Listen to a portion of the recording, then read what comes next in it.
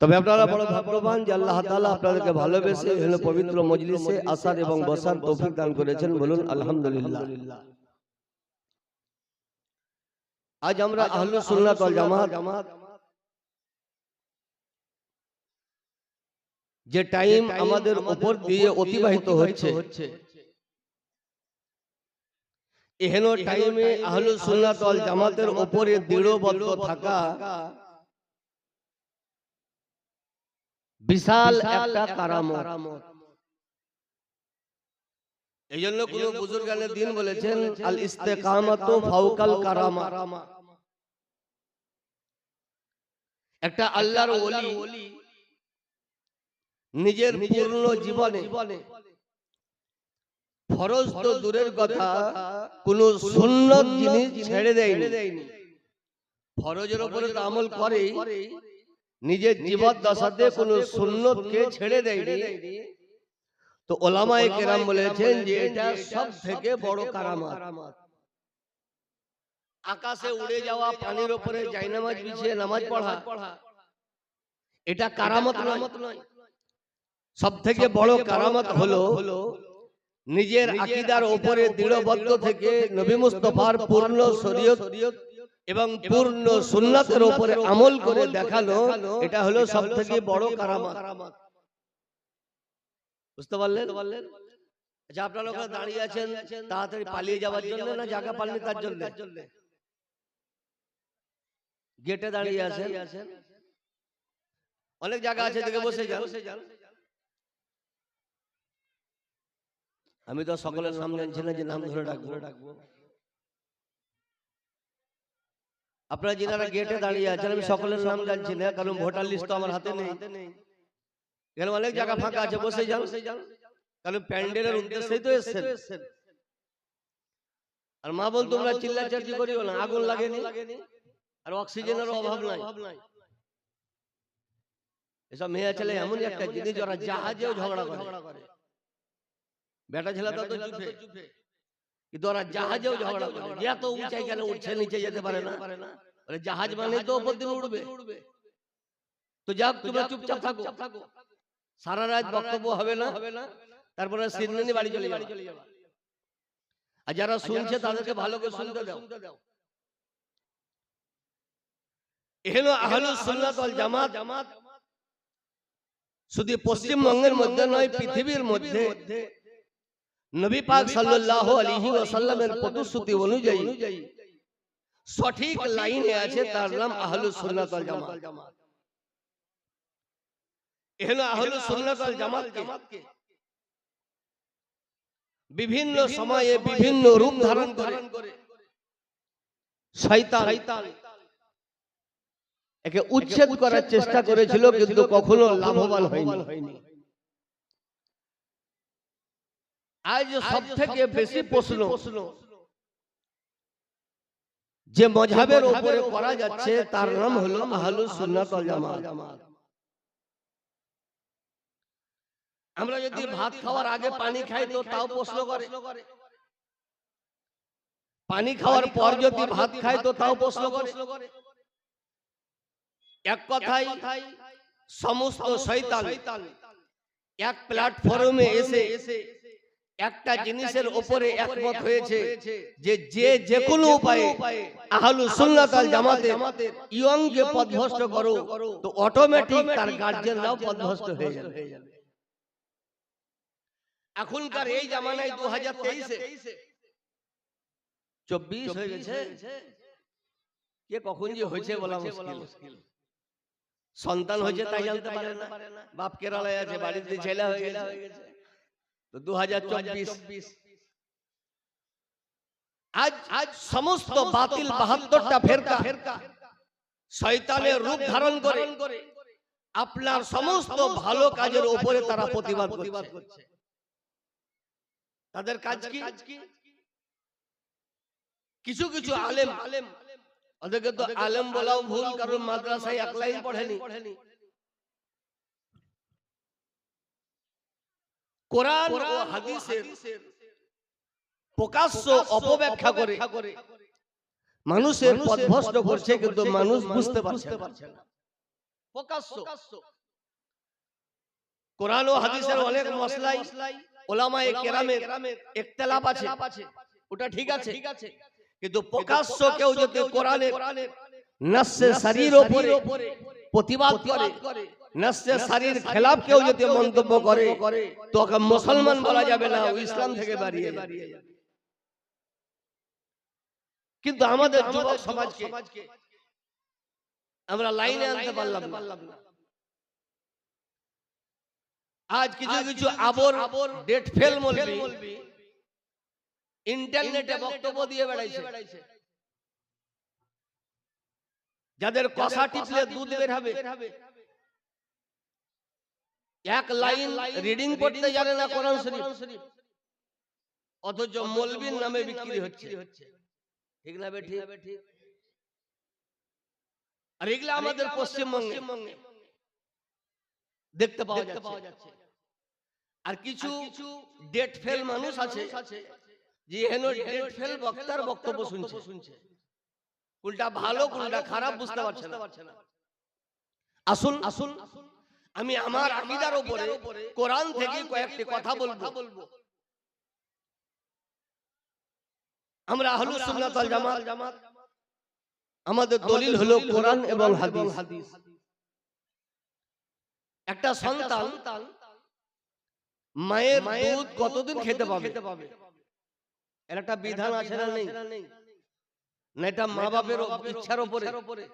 হ্যাঁ, আপনাদের ফতোয়া কি যে মা বাপের ইচ্ছার উপরে না এর কোনো বিধান আছে? বিধান আছে। কোথায় আছে?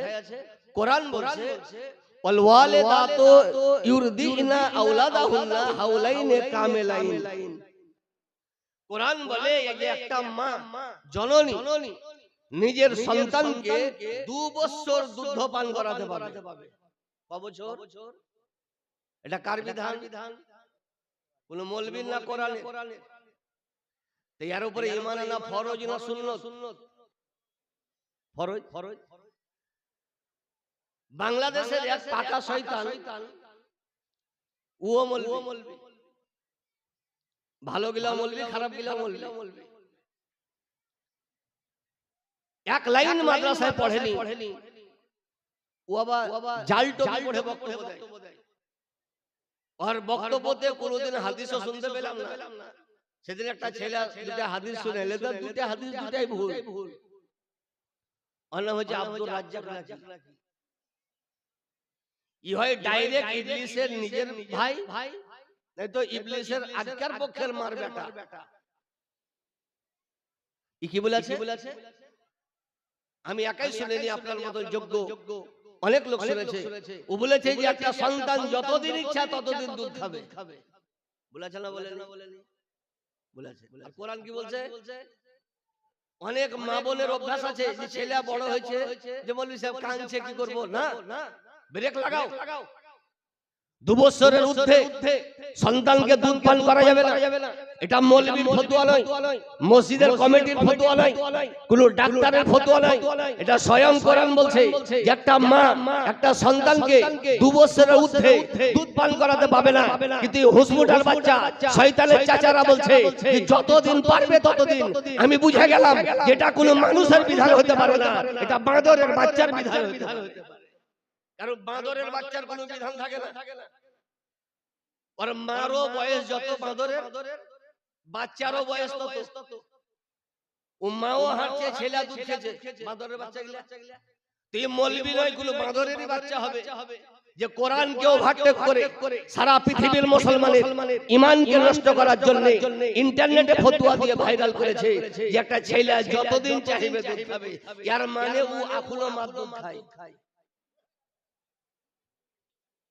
আর আমাদের পশ্চিমবঙ্গে মুর্শিদাবাদ বীরভূমে যারা মাছ দুধ খায় ওদেরকে বলে যে দাঁতে নি। বলে না দুধের দাঁত ওঠেনি, মানে ছেলের দাঁতে নি। তাহলে তুই যদি 80 বছর বয়সে মার এখনো দুধ খাস, তাহলে তুই এখনো দাঁতিস নি। তো ও দাঁতে নি, ওর যারা বক্তব্য শুনছে যে এরাও দাঁতে নি। ঠিক না বেঠি? আসুন এটা আমি অন্য কিছু হলে বলতাম না। লাভির নিচে হাত না উপরে হাত, এটার হেরফেরে মানুষ কাফের বেঈমান হবে না। আমিন জোরে না আসতে এর কারণে কাফের বেঈমান হবে না। ইমামের পিছনে সূরা পড়বো কি পড়বো না এর কারণে কাফের কেউ হবে না।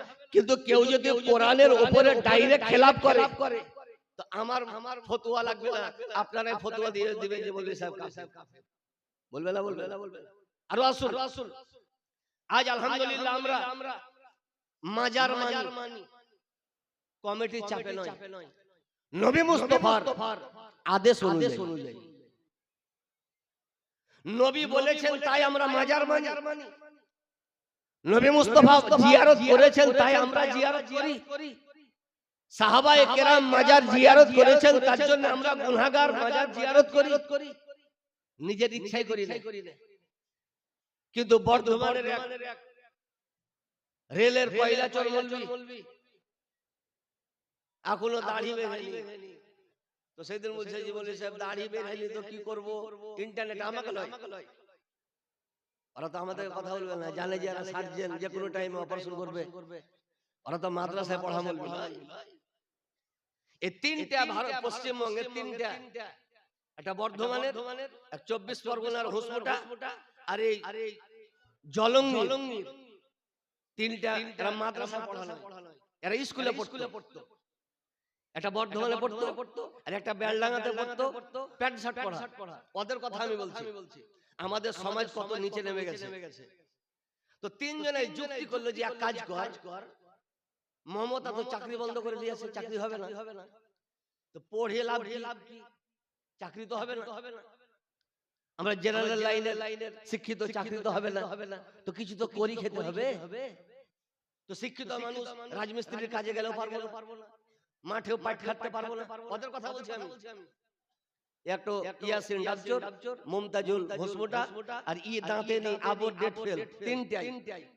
তুই কি করবি, যুক্তি করছে ওরা। এগুলা তো আপনারা শুনতে পান না, আমরা শুনতে পাই। কি যুক্তি করলো? ও যে এক কাজ কর, এমন একটা কাজ করবো যে অল্প দিনে লাভবান হয়ে যাবে। কি কাজ?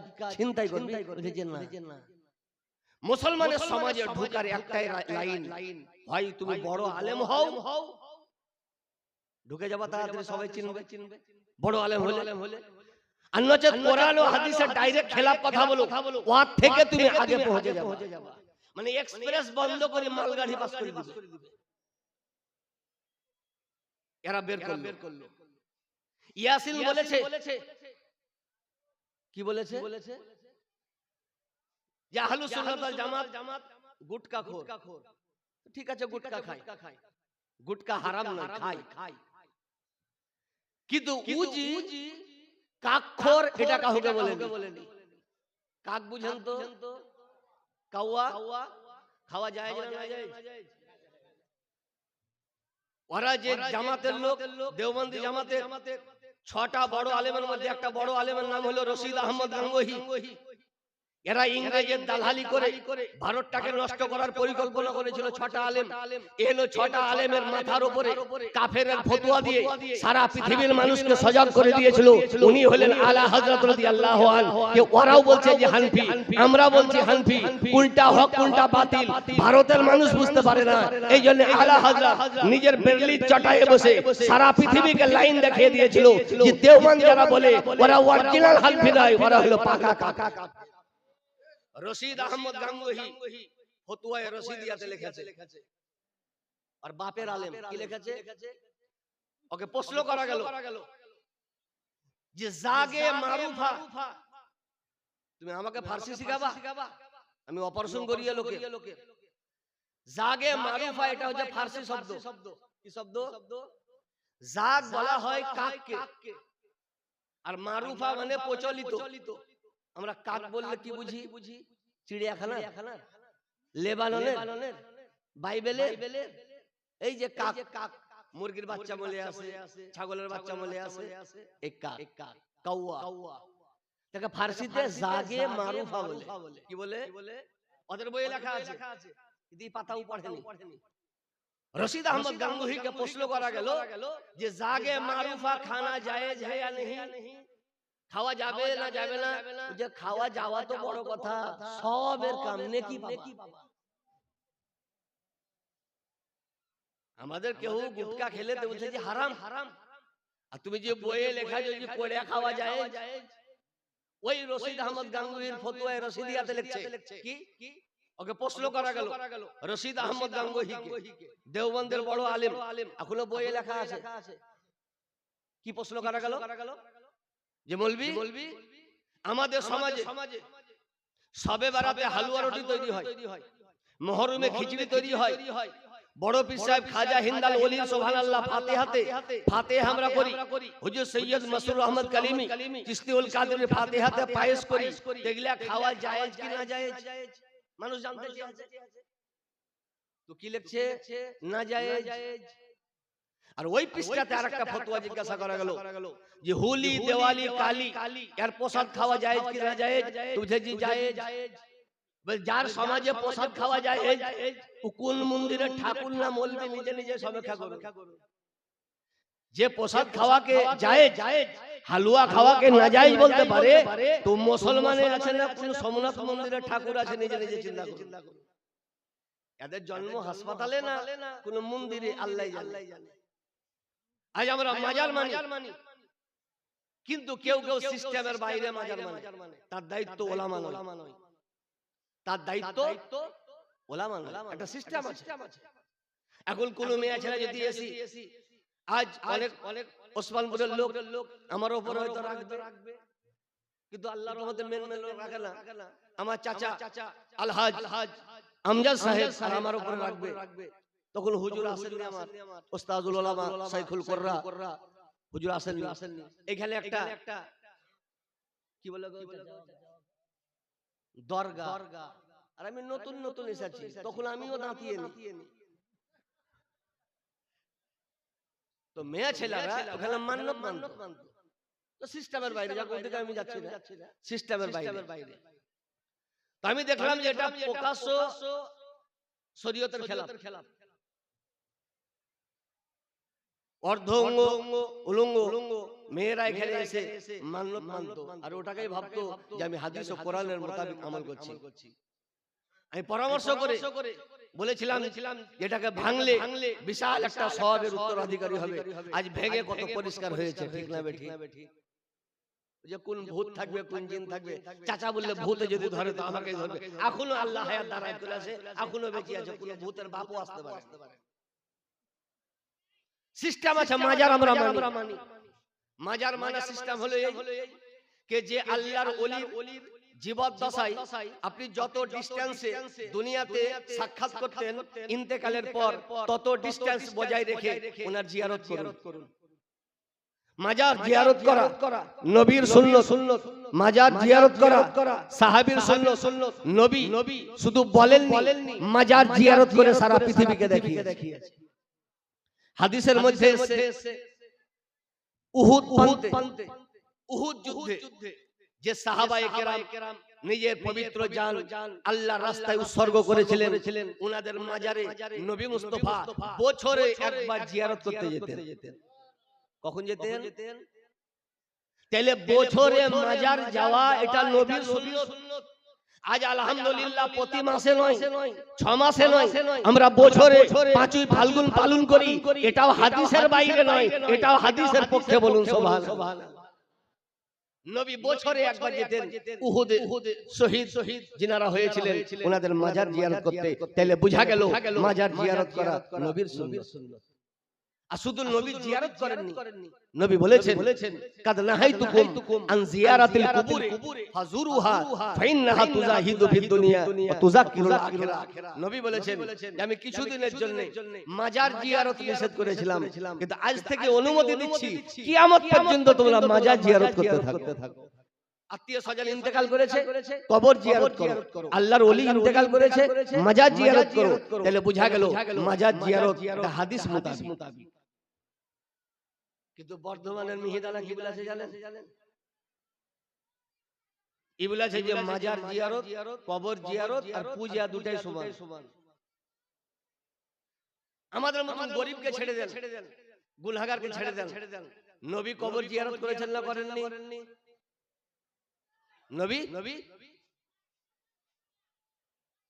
এদেরকে পুলিশে দেখতে পাই না, মাইক বন্ধ হচ্ছে মাধ্যমিকের লেগে, তিয়ারা খুব উচ্চ মাধ্যমিক দিছে, বিরক্ত লেগে গেল। চুপবে না,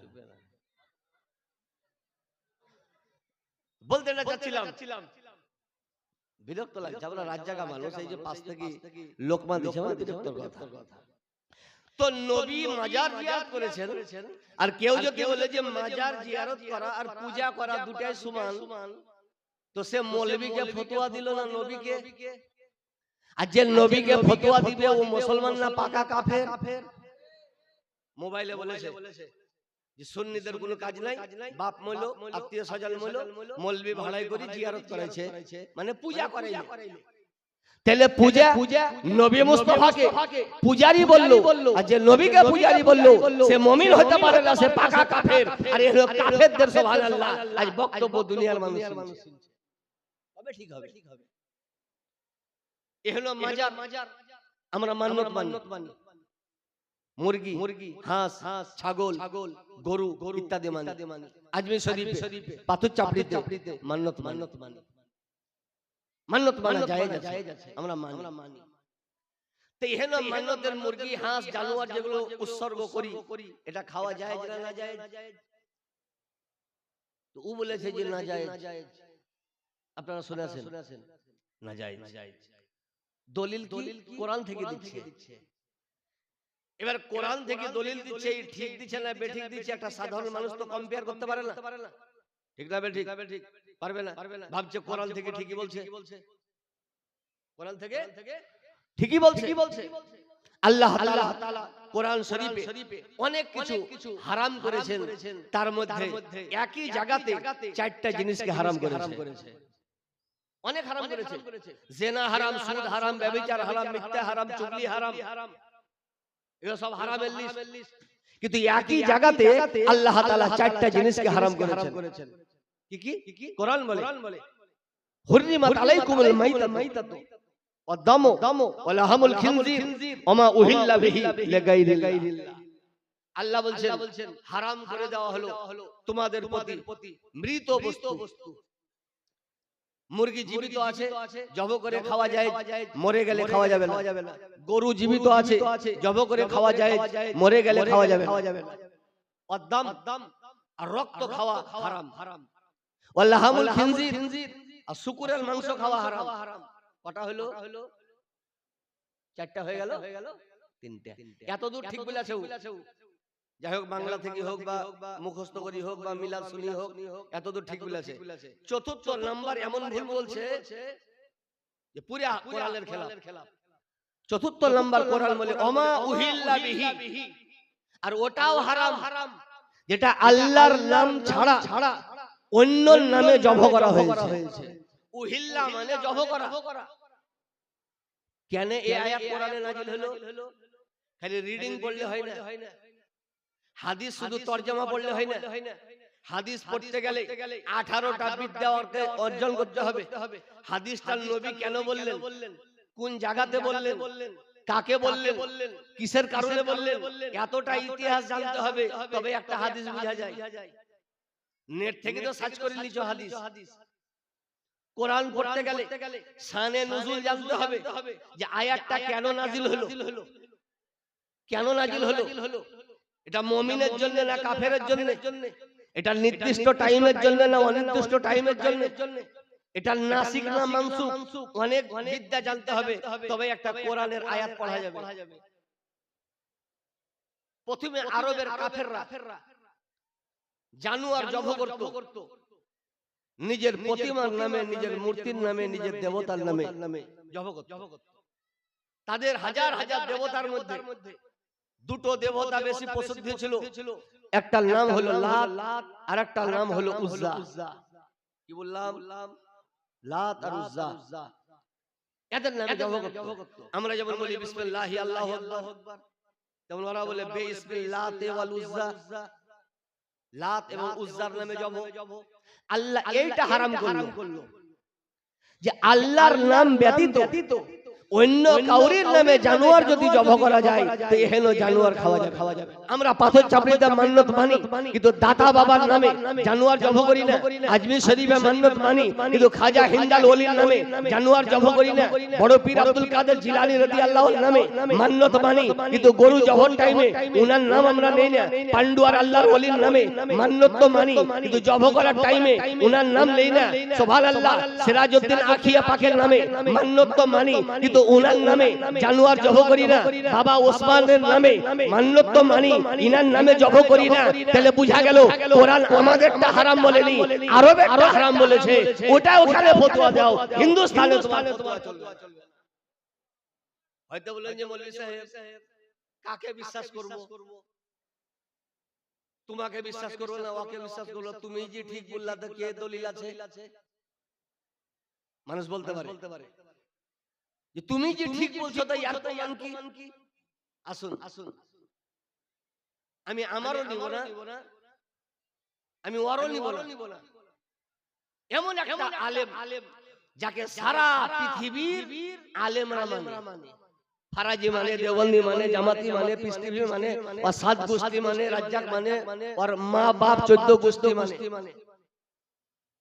ইমাম জালালউদ্দিন সিউতি আলাইহি রহমাতুল্লাহ জিনার তাফসিরে জালালাইন ফারাজিরা পড়ায়, জিনার তাফসিরে জালালাইন দেওবন্দিরা পড়ায়, জিনার তাফসিরে জালালাইন পিস্তিভি ওয়ালা পড়ে, জিনার তাফসিরে জালালাইন হানফি জামাতের মাদ্রাসায় পড়ানো হয়।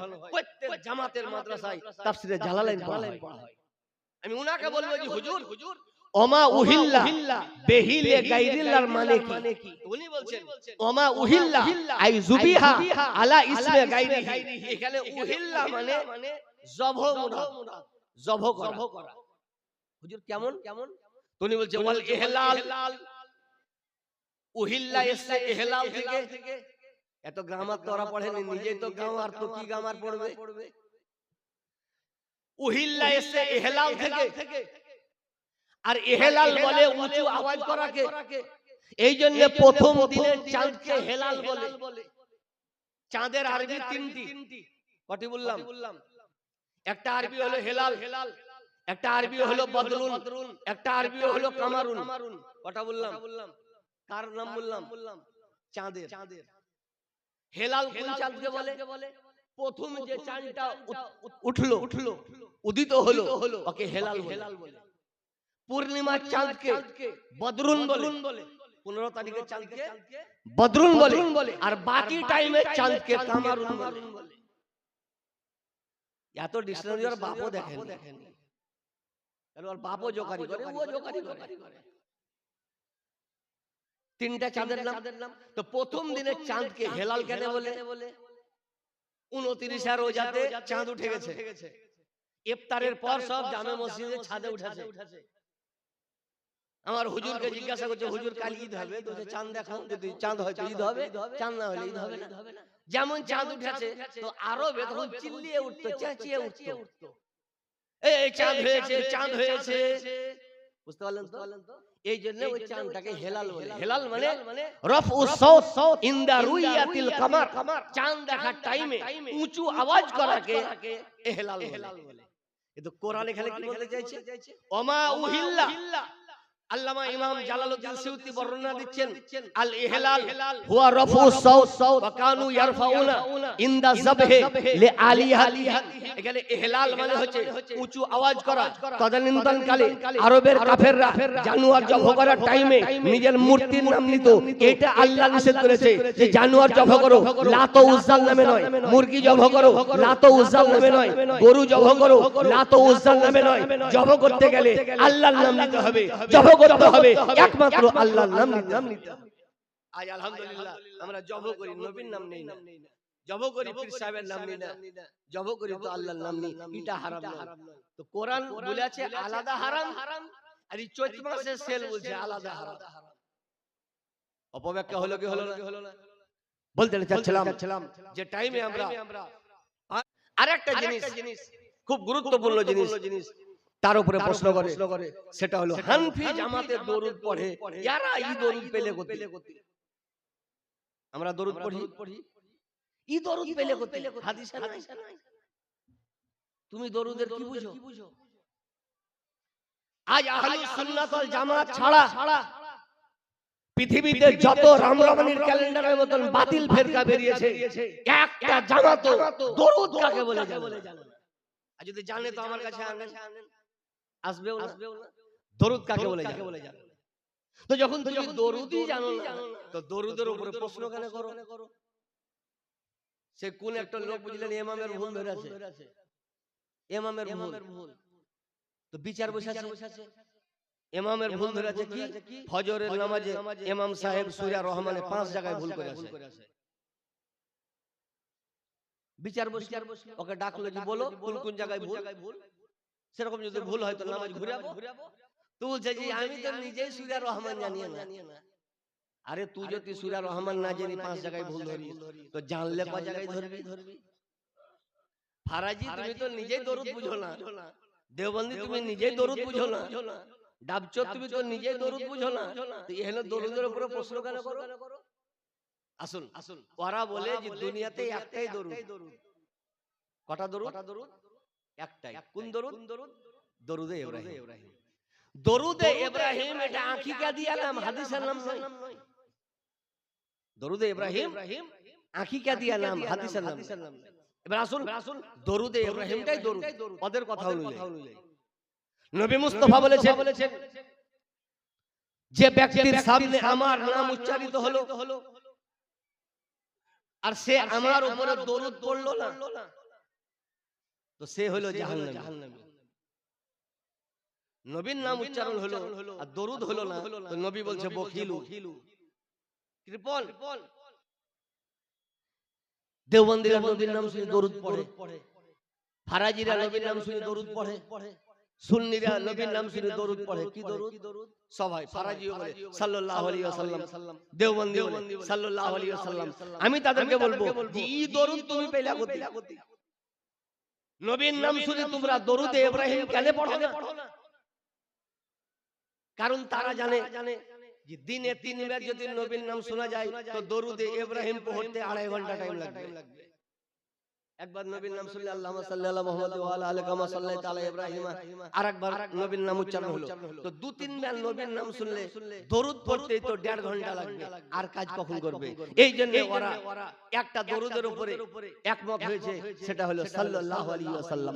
সাল্লাল্লাহু আলাইহি ওয়াসাল্লাম এটা হাদিসে নাই, এটা মুহাদ্দিসিনে কেরাম তৈরি করেছে। এবার আসুন দরুদ কাকে বলে? আমরা যেহেতু প্রত্যহ পড়ি, প্রত্যেক টাইমে পড়ি, প্রত্যেক ভালো কাজে পড়ি, এইজন্য আমাকে জানতে হবে কে কি বলছে দেখার দরকার নেই। দরুদ কাকে বলে? আমি বললে আমার মতো বলবো, আপনি বললে আপনার মতো বলবেন। কিন্তু পৃথিবীর মধ্যে টপ র‍্যাঙ্কের আলেম, বিশ্ববিখ্যাত পণ্ডিত, পিওর মালিকি পন্থীর মুফাসসির আল্লামা সাবি আলাইহি রহমা রিদওয়ান নিজের বিশ্ব ফেমাস তাফসীরের কিতাব তাফসীরে সাবিতে উনি লিখেছেন কি? আজ প্রশ্ন করে যে হরদম জবান গতি পেলে, আসো তোমাকে হাদিসে দেখাইছি হরদম জবান গতি ভরা আছে। কি উনি বলেছেন ওয়াসিগাতু সালাতে আলান নবী সাল্লাল্লাহু আলাইহি ওয়াসাল্লাম আকসারু মিন আন তুহসার ওয়া আফজালুহা মা যুকিরা ফিহিল আল ওয়াস সাহাব। উনি বলেছেন নবীকে দরুদ পড়ার পৃথিবীতে হাজার হাজার শব্দ আছে, নবীর উপরে দরুদ পাঠ করার পৃথিবীতে হাজার হাজার শব্দ আছে। তো হুজুর হাজার শব্দের মধ্যে কোনটা উত্তম? উনি বলছেন ওয়া আফজালুহা মা যুকিরা ফিহিল আল ওয়াস সাহাব। ওই শব্দ বেশি উত্তম যে শব্দে সাহাবীর নাম আছে এবং যে শব্দে আহলে বাইতের নাম আছে। আজ আলহামদুলিল্লাহ আমরা যে দরুদটা পড়ি এ হলো দরুদে সাহাবীরও জিকির আছে, এ হলো দরুদে আহলে বাইতের জিকির আছে। তাইলে বোঝা গেল এ হলো দরুদটা নিজে যদিও তৈরিকৃত দরুদ, কিন্তু এটা হাদিসের খেলাফ নয়, এটা কোরআনের খেলাফ নয়, এটা ইজমারও খেলাফ নয়, এটা কিয়াসেরও খেলাফ। আজ যেটা আমরা দরুদ পড়ি এটা হাদিস মুতাবিক। তোমাদেরকে প্রশ্ন করব তোমরা যে দরুদ পড়ো এটা কোন মুতাবিক? কিয়ামতের সকাল পর্যন্ত তুমি উত্তর দিতে পারবে না। তো বলতে যাচ্ছিলাম আমি পড়েছি কোরআন শরীফের গুরুত্বপূর্ণ একটি আয়াত, এর উপরে দুটি কথা বলবো। তারপরে আমার পরে পশ্চিমবঙ্গের তাবড় তেজস্বী বক্তা মুনাজির আহলে সুন্নাত হযরত আল্লাহ মাওলানা মুফতি আমজাদ হোসেন সিমনানি মাদ্দাজিল্লাহুল আলী ওয়াল নুরানি, উনি আসার জন্য খাঁচাতে অপেক্ষা করছেন। ইনিও সার্জন, বুঝতে পারলেন তো? অপারেশন কাঁচি নিয়েই আলছে। হ্যাঁ, তো সব জায়গাতে এখন অপারেশন করতে হয় না, ট্যাবলেট খেয়ে মানুষ ভালো আছে। হ্যাঁ, তো উনিও আসছেন, ওনারও বক্তব্য আমাদেরকে শুনতে হবে, ঠিক না? ঠিক। আমাদের ওসমানপুরের জন্য নতুন, অন্য জায়গার জন্য পুরাতন, ওনারও বক্তব্য আমাদেরকে শুনতে হবে। একবার ভক্তি ভরে দরুদে পাক পড়ুন। তো দুটি কথা বলে ইনশাআল্লাহ বিদায় নিব। আল্লাহ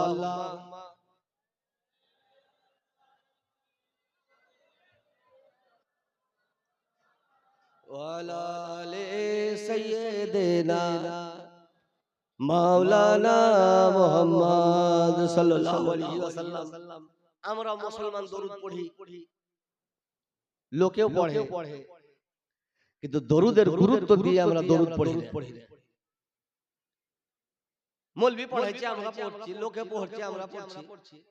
না পড়লে কি বলবে, এই জন্য পড়ছি। কিন্তু দরুদে যে কি মণিমুক্তা ভরা আছে, মানুষ যদি জানতো তো সবকে ত্যাগ করে শুধু দরুদই পড়তো। বুঝতে পারলেন? আসল কি ভরা আছে। হাদিসের মধ্যে বিখ্যাত হাদিস মিশকাত শরীফ, যে হাদিসের কিতাব প্রত্যেক ফেরকার মৌলভী তো পড়ে। পশ্চিমবঙ্গের সরকারের বোর্ডেও এটা নেশাবে দাখিল আছে। ছেলেদেরকে পরীক্ষা দিতে হয়, স্কুলে পরীক্ষা দিতে হয়। হাদিসের মধ্যে গুরুত্বপূর্ণ হাদিস। কেউ যদি মিশকাতকে বলে জাল, তো মমতা ব্যানার্জি কেস করে দিবে যে বই আমার পশ্চিমবঙ্গে চলছে, এই বইকে জাল বলবা। বুঝতে পারলেন তো? মিশকাত বোর্ডে চলে, মাধ্যমিক উচ্চ মাধ্যমিকে চলে, গুরুত্বপূর্ণ হাদিসের কিতাব। মিশকাত শরীফের ব্যাখ্যা পিওর আরবিতে, নির্ভেজাল আরবিতে, বিনা জাবাজ্জের দিয়া, জাবাজ্জের নাই। কেউ যদি বলে যে ওখানে ওষুধে লাগবে জাবাজ্জের লিখো, পাবে না। বুঝতে পারলেন তো? গোটা বইটাই বিনা জাবাজ্জের। এইগুলা তো ওরা পড়তে জানে না, ওরা নেটের মিশকাত পড়ে, অ্যাপসের মিশকাত পড়ে, যেখানে জাবাজ্জের দিয়ে আছে। তুমি তো এখনো মাদরুদ খাও, এসব পড়ি দেখাও, পারবে না। আর আমি শুধু হাদিসে আছে এটা বলি না, হাদিস পড়ি শুনে। আমি জীবনে আজ পর্যন্ত বলি না, আমার অল্প জ্ঞানে, যে হাদিসে আছে, হাদিসে কি আছে আমি ওটা পড়ি শুনে আমার ক্ষমতা অনুযায়ী। উনি ব্যাখ্যা দিচ্ছেন যে দরুদ মানে হলো নবী মুস্তাফার জন্য দোয়া করা। দরুদ কি? ঘুমিয়ে গেলেন নাকি আপনারা? মেহেদানা শেষ। দরুদ মানে নবীর জন্য দোয়া করা। আমরা দুয়ার মুখাপেক্ষী, আপনারা আমরা অপরের দুয়ার মুখাপেক্ষী, কিন্তু আমার নবী দুয়ার মুখাপেক্ষী কাউরি। আমরা মরে গেলে মাটি দিয়ে দেয় না, জানাজা হয়। আজ প্রশ্ন করছে যে মরার পর দোয়া যাবে না, মরার পর দোয়া করা যাবে না, জানাজার পর দোয়া করা যাবে না, মাটি দেওয়ার পর দোয়া করা যাবে না। মৌলভী সবই যদি হারাম হয় তো জানাজা পড়ছো কেন? জানাজা হারাম, জানাজা তো দোয়া। তাহলে জানাজা যদি ইমাম মরাকে সামনে রেখে পড়া যায় হয়, তো মরা যদি মাটির নিচে থাকে তো উপর থেকে দোয়া হারাম কে বললো? কিন্তু জানাজাও তো বুঝে না। জানাজার পর দোয়া করা যায়, মাটি দেওয়ার পর দোয়া করা যায়, মরা বাড়িতে পড়ে আছে আর পাশে কোরআন পড়া যায়, কবরস্থানে কোরআন পড়া যায়, কবরস্থানে কোরআন পড়া যায়। আমরা দুয়ার মুখাপেক্ষী, কিন্তু আমার নবী দুয়ার মুখাপেক্ষী নয়। আমরা মরলে জানাজা হবে কি হবে না? গোটা গ্রাম যদি এমনি দাফন করে দেয় তো পূর্ণ গ্রাম গুনাহগার। ব্রেনে রাখেন এটা। এবার আসুন, আমার নবী মুস্তাফা ইন্তেকাল করেছেন, তো নবীরও জানাজা হবে। নবীর জানাজা হবে। খাটেলিতে রাখা হলো নবী মুস্তাফাকে। খাটেলিতে। আমাদের মরাকে গোসল দেয় কি দেয় না?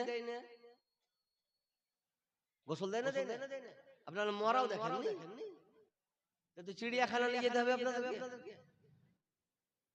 এমন আশ্চর্য হন বসে আছে যে বলবি মরা কাকে বলছে। মনে হচ্ছে জীবনে গাঁতে লোকই মরেনি, কোনোদিন দেখেননি। মোবাইল খুলে দেখবেন যে মরা কাকে বলে। গোসল দেয় কি দেয় না?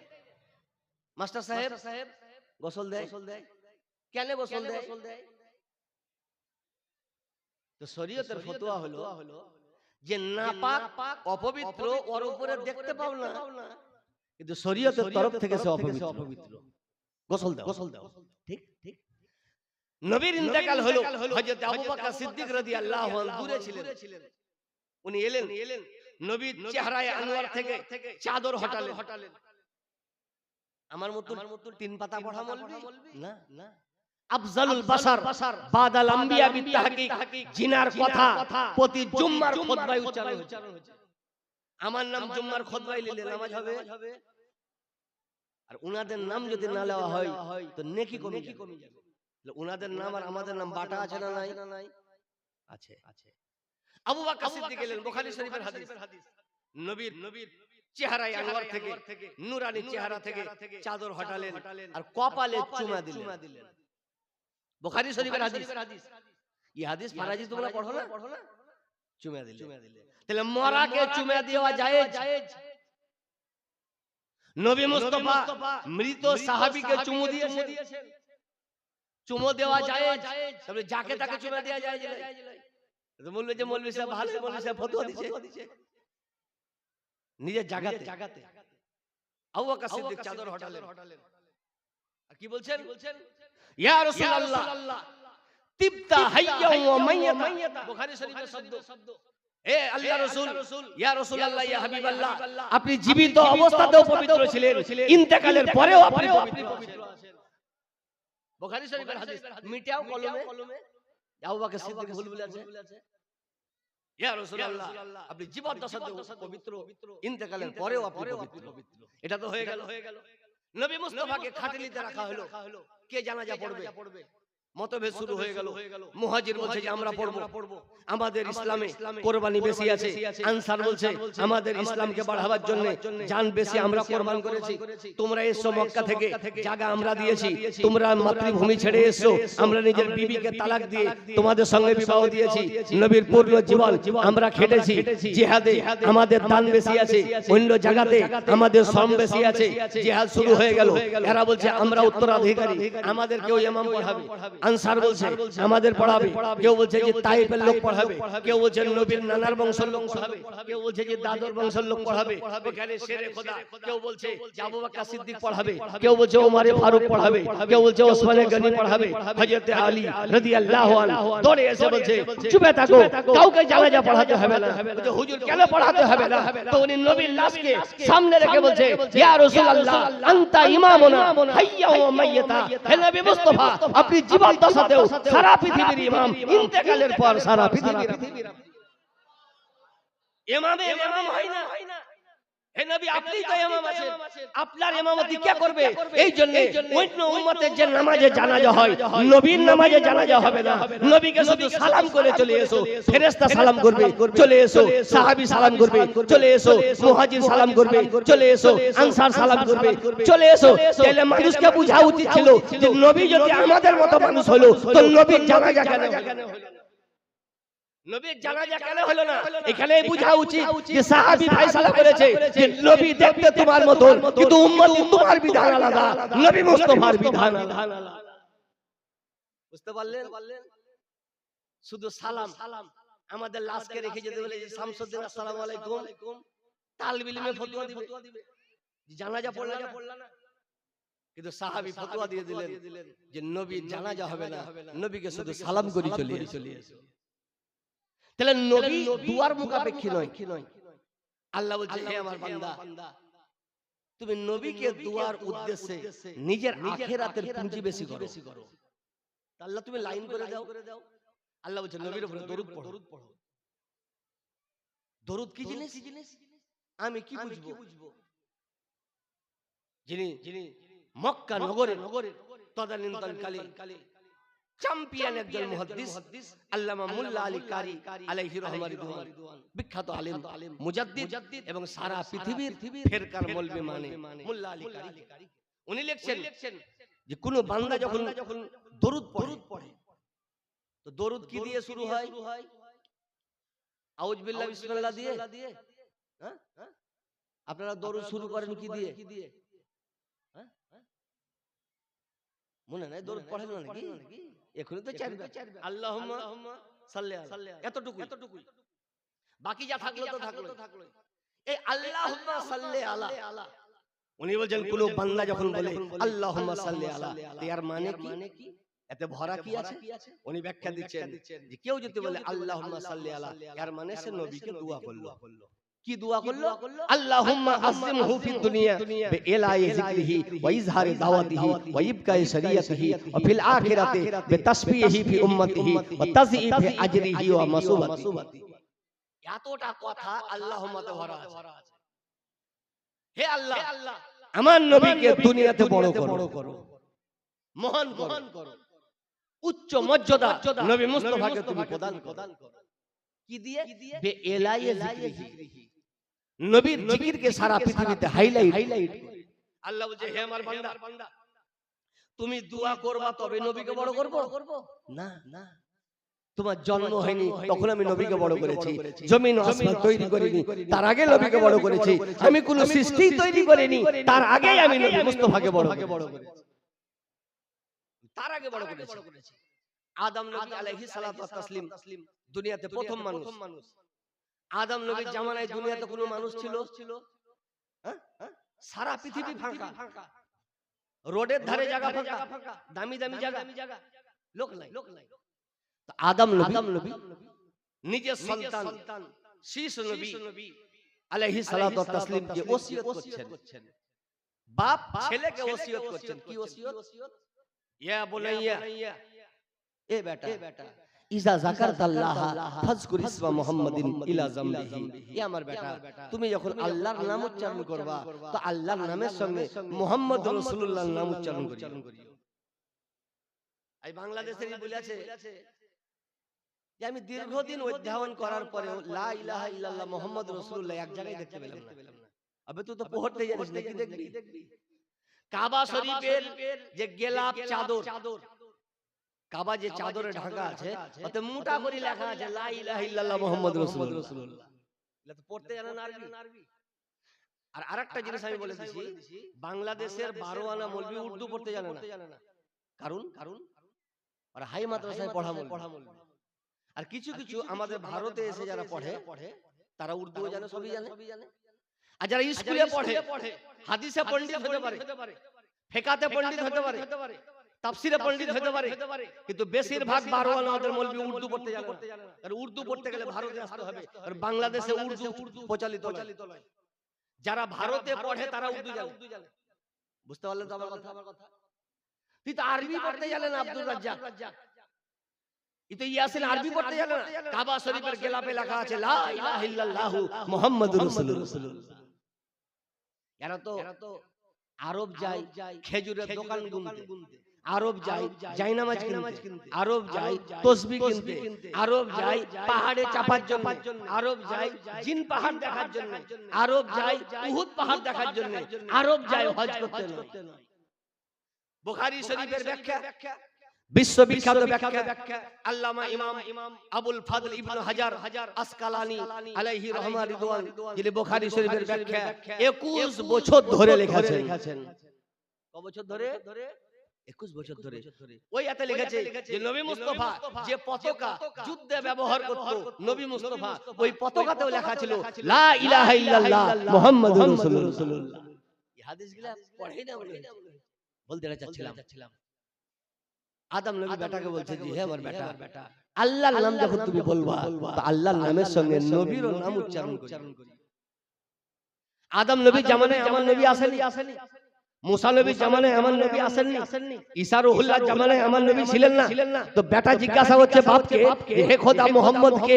উনি বলছেন যে শোনো, আল্লাহ আমাকে যখন তৈরি করে জান্নাতে রাখে, তো জান্নাতের চৌকাঠে আমি দেখেছিলাম আল্লাহর নামের পাশে মুহাম্মদ রাসূলুল্লাহ লেখা আছে, হুরের গলাতে আল্লাহর নামের পাশে মুহাম্মদ রাসূলুল্লাহ লেখা আছে, জান্নাতের গাছের পাতায় পাতায় আল্লাহর নামের সঙ্গে নবী মুস্তাফার নাম লেখা আছে। তো আমি বুঝে গেলাম যে আল্লাহর নাম যেমন অতুলনীয়, তো উনার নামের পাশে কিনা নাম আছে এটাও অতুলনীয়। এইজন্য বেটা তুমি আল্লাহর নাম উচ্চারণ করলে নবী মুস্তাফার নাম উচ্চারণ। তাইলে বুঝা গেল আমাদের দুয়ার কারণে নবী বড় নয়, আল্লাহ নবী মুস্তাফাকে নিজের ইচ্ছাতে বড় করেছে। বেএলাই জিকরি, আল্লাহ নবীর জিকির সারা পৃথিবীতে করে দাও। আজ ভারতে কটা মন্ত্রী হলো হঠাৎ কেউ বলতে পারবে না। সেদিন একজনকে জিজ্ঞাসা করেছিলাম, শিক্ষিত হ্যাঁ গো, জওহরলাল নেহরু আর মোদির মিডিলে কটা মন্ত্রী ছিল? ছিল দেবগড়া ছিল, ভিপি সিং ছিল, আর কেউ ছিল না। আরেকজন লোকমান দিছে, ইন্দিরা গান্ধী তো ছিল, আরেকজন বলছে নরসিংহ রায় তো ছিল। এই কয়টা মন্ত্রী হলো নাম কাহুর মুখস্থ নাই। আর আমার নবী মুস্তাফা দুনিয়াতে আসেননি, তাও নবীর প্রচার। দুনিয়া থেকে বিদায় নিয়েছেন, তাও নবীর প্রচার। কিয়ামতে সব নফসি নফসি করবে, সেখানে নবীরই প্রচার হবে। বলুন সুবহানাল্লাহ। এখন দরুদ শেষ হয়নি, দরুদ চলছে। বেএলাই জিকরিহি ওয়া ইজহার দাওয়াতিহি, হে খোদা নবী যে দাওয়াত নিয়ে এসে, এ হলো দাওয়াত যাতে প্রত্যেকের বাড়ি বাড়ি পৌঁছে যায়। আজ আমাদের ওসমানপুরে কোন নবী আসেননি, ওসমানপুরে কোন সাহাবী আসেননি, কিন্তু আমরা 5 ওয়াক্ত নামাজ পেয়েছি, 30 পারা কোরআন পেয়েছি, হজ পেয়েছি, যাকাত পেয়েছি, রমজান মাসে রোজা পেয়েছি, অথচ নবী আসেননি, সাহাবী আসেননি। আল্লাহ তাআলা নবীর শরীয়তের ইজ্জত রাখার কারণে প্রত্যেকের বাড়ি বাড়ি পৌঁছে দিয়েছে। কেউ কবুল করেছে তো কেউ ছেড়ে দিয়েছে, কিন্তু বাড়ি বাড়ি পৌঁছেছে। ঠিক না বেঠিক? এখনো দরুদ শেষ হয়নি। ওয়া ইবকাই শরিয়াতিহি, প্রথম জামানাতে এই পৃথিবীর বুকে একাধিক এলাকায় একাধিক নবী আল্লাহ তাআলা প্রেরণ করেছেন। এই এলাকাতে একটা, ওই এলাকাতে একটা, ওই এলাকাতে একটা নবী একই টাইমে। হারুন আলাইহিস সালাম ইনি নবী, মুসা আলাইহিস সালাম ইনি নবী। দুই ভাই নবী একই টাইমে, দুই ভাই নবী একই টাইমে। উনাদের শরীয়ত সীমিত টাইমের জন্য ছিল, দীর্ঘদিনের জন্য নয়। আল্লাহ বলছে, হে নবী আপনাকে যে শরীয়ত দিয়ে পাঠালাম 5 বছরের জন্য নয়, 10 বছরের জন্য নয়, 100 বছরের জন্য নয়, আমি লাইফ টাইম আপনার শরীয়ত কায়েম রাখবো পৃথিবীতে। আর আরেকটা শুনেন, আপনাকে আমি দুনিয়াতে প্রেরণ করে নবুয়তের দরজাকে আমি বন্ধ করে দিলাম, কিয়ামত পর্যন্ত দুনিয়ার বুকে আর দ্বিতীয় নবী হবে না। কোরআন বলছে আমার নবীর পর নবী হবে না। আর দেওবন্দি জামাতরা বইয়ে লেখাছে আমার নবীর পরও নবী হবে। ফতোয়া যখন দিয়ে দিল নবীর পর নবী হবে, তো মির্জা গোলাম আহমদ কাদিয়ানী ও দেখলো যখন সুযোগ আছে তো হাতছাড়া করে লাভ নাই, নবী দাবি করে দিল। এবার ইয়ারা পস্তাইছে যে রাস্তা করলাম আমরা নবী হওয়ার লাগি, আর ও বসে গেল। কথা বুঝছেন কত ফের চলছে শরীয়তে? এগুলা তো আপনারা মোবাইলে পান না। এরা দেওবন্দি জামাত ওদের লিডারের মধ্যে একজনকে নবী বানাবার জন্য পরিকল্পনা দিয়েছিল। আচ্ছা নবী ভোটে হয়, নবী ইচ্ছাতে হয়, নবী পড়ে হয়, ইউনিভার্সিটিতে পড়লাম আর নবী হইলাম, এমএ হয়, এমএসসি হয়, আইএস হয়, আইপিএস হয়, ঠিক আছে, কিন্তু নবী হয় না। ওটা আল্লাহর ইচ্ছাতে হয়। আল্লাহ বলছে মা কানা মুহাম্মাদুন আবা আহাদিম মির রিজালিকুম ওয়ালাকিন রাসূলুল্লাহি ওয়া খাতামান নাবিয়্যিন। আমার নবী আখেরি নবী, ইনার পর নবী হবে না। আর দেওবন্দি লাইন করে দিল যে আমার নবীর পর নবী হবে। নবী হবে, নবীর হাদিস। হে সাহাবী শুনো, আমার পর যদি নবী হওয়া সম্ভব ছিল, সম্ভব হতো, জায়েজ হতো, তো হযরত ওমর ফারুক নবী হতেন। কিন্তু আমার পর নবী হবে না, এইজন্য ওমরও নবী নয়। বুঝতে পারলেন তো? তো নবী বলছে যে আমার পর নবী হবে না, কোরআন বলছে নবীর পর নবী হবে না, এরা সুযোগ করে দিল যে নবীর পর নবী হবে। মির্জা গোলাম আহমদ কাদিয়ানী পাঞ্জাবে বুঝে যখন লাইন আছে তো ছেড়ে লাভ নাই, মোটরসাইকেল চালিয়ে দেয়, ও নবী দাবি করে দিল, এবার দেওবন্দি খেলাফ হয়ে গেল।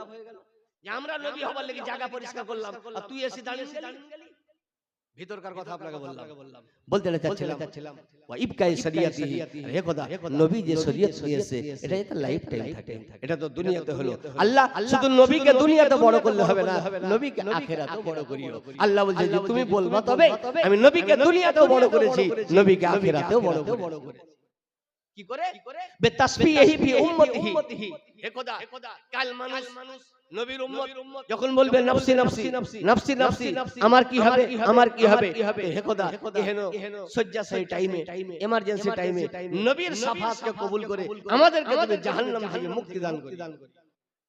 আল্লাহ বলছে বান্দা তুমি বলবা তবেই নয়, আমি এই পাওয়ার নবীকে দিয়েছি যে শাফাআতে কুবরা পূর্ণ সুপারিশের দায়িত্ব আমি জিনার হাতে অর্পণ করেছি, উনি হলেন মুহাম্মদুর রাসূলুল্লাহ।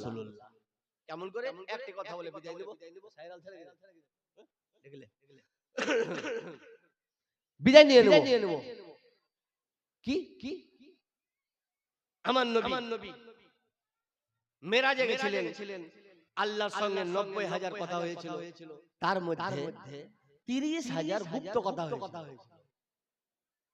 30,000 কি কথা? গুপ্ত কথা। তো 30,000 গুপ্ত কথার মধ্যে একটি গুপ্ত কথা আল্লামা মুল্লা জীবন আলাইহি রহমা রিদওয়ান তাফসিরাত আহমদিয়াতে উনি লিখেছেন একটা গুপ্ত কথা। কি কথা? মেরাজে যখন নবী গেলেন আরশে মুআল্লায়, আল্লাহ বলছে হে নবী আপনি এমন জায়গাতে এসেছেন এখানে কোনো মিডিয়া সাংবাদিক আতঙ্কবাদ জিন ভূত শয়তান এমনকি ফেরেশতা এমনকি ফেরেশতাদের সরদার জিবরাইল আলাইহিস সালাতু ওয়াত তাসলিমও আসতে পারবে না। কোথায়? আরশে মুআল্লায় আসতে পারবে না। আমি আর হে নবী শুনুন, আমি জান্নাতকে হারাম করে রেখেছি, নো এন্ট্রি। আল্লাহ কিসের জন্য?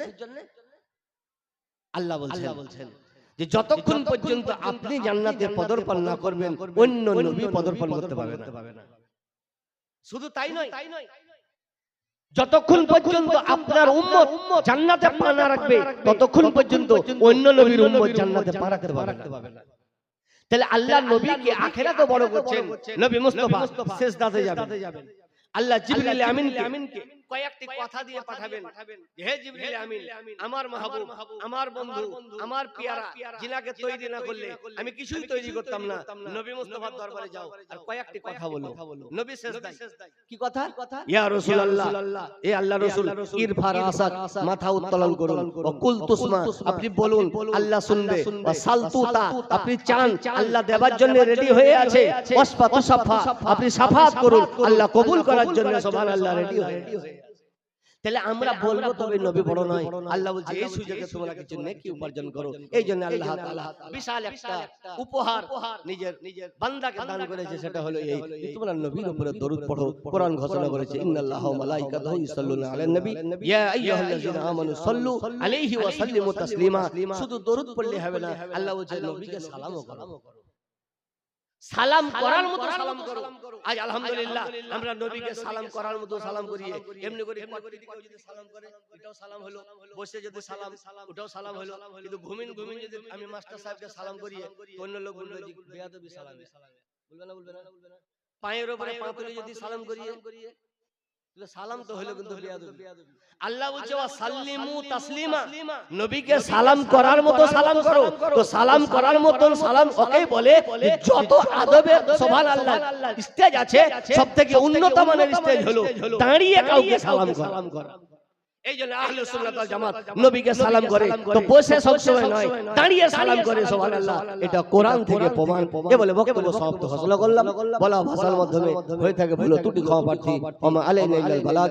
আসসালামু আলাইকুম ওয়া রাহমাতুল্লাহি ওয়া বারাকাতুহু। এবার আপনাদের সুবহানাল্লাহ সুদূর উড়িষ্যা থেকে আন্তর্জাতিক খ্যাতি সম্পন্ন যেমন